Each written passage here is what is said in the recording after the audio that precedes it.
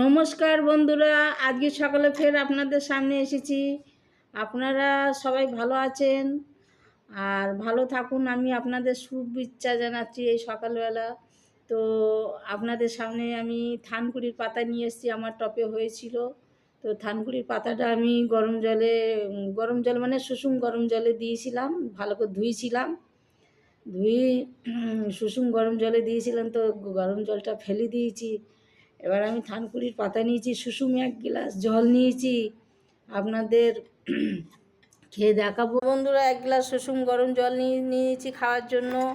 আর এই দেখুন বাটিতে থানকুড়ির পাতা আমি ভালো করে একে ধুই, আবার জলে দিয়ে রেখে দিয়েছি। এগুলো দাঁত দিয়ে চিবি চিবি খাবো, তো আপনাদের দেখাবো। বন্ধুরা, থানকুড়ির পাতা একে আমি চিবি চিবি খাবো। আর বন্ধুরা, আমি খেয়ে নিয়েছি, জল খাচ্ছি। বন্ধুরা, এই কারণে খেলাম, শরীর